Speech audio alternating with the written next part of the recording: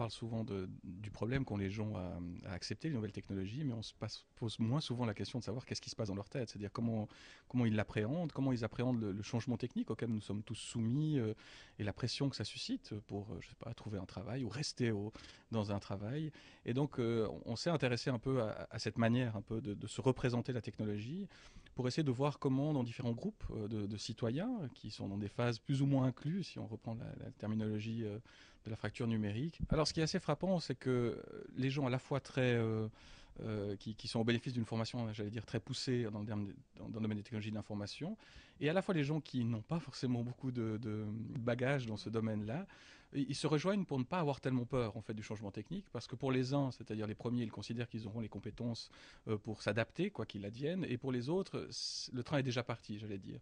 Et ils considèrent que s'ils arrivent à être un petit peu acclimatés à ce qui se passe, ça suffira, et que pour le reste, ma foi, c'est déjà trop tard.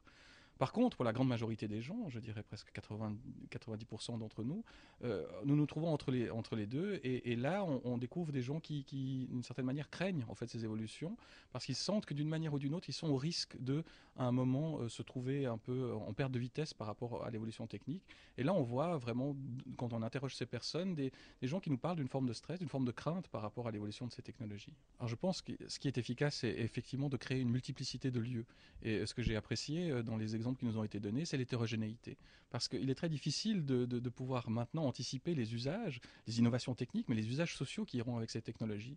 Donc d'une certaine manière, le meilleur moyen de nous prémunir pour l'avenir par rapport à ce champ en constante évolution, c'est de multiplier les sources d'inspiration. Et c'est, disons, le message très positif que je retiens, c'est la variété des situations, la variété des compétences qui vont être élaborées, la variété des publics et des attentes qui vont trouver peut-être dans un espace numérique ou un autre le moyen de s'exprimer, de dialoguer avec les gens qui encadrent ces systèmes et donc de construire une espèce d'apprentissage social collectif de ces usages. Je ne vois pas d'autre moyen d'y arriver. C'est un bel exemple, mais qui n'est pas le seul.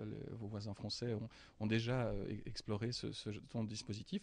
Donc moi, je vois plutôt un effet. Et d'ailleurs, ce qui m'a frappé aussi aujourd'hui, c'est les échanges qui se construisent au-delà des frontières par rapport à ces compétences, à ces savoir-faire, entre des formateurs et peut-être plus tard aussi des élèves ou des gens qui bénéficient de ces structures-là. Donc il me semble que ce serait difficile d'ailleurs, ce serait presque contraire à la philosophie de cette mise en réseau que de la cantonner pour ses bons et ses mauvais côtés à une seule, disons, territoire géographique précis. En Suisse, il y a un tissu aussi associatif très riche, il y a énormément de choses qui se font dans le domaine de la formation.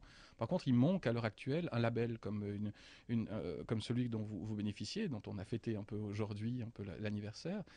Et ce label, ce que je le sens, c'est que c'est quelque chose d'important. Ça peut paraître pour certains d'entre nous juste un mot de plus, une étiquette de plus parmi une prolifération d'autres étiquettes, mais je pense que pour les acteurs qui sont impliqués, pour la visibilité de ces processus qui sont justement multiples et distribués, c'est très important d'avoir un point d'ancrage commun, même s'il est minimal, pour dire nous, même si nous sommes différents, nous travaillons ensemble dans la même direction, qui est cet apprentissage social des nouvelles technologies.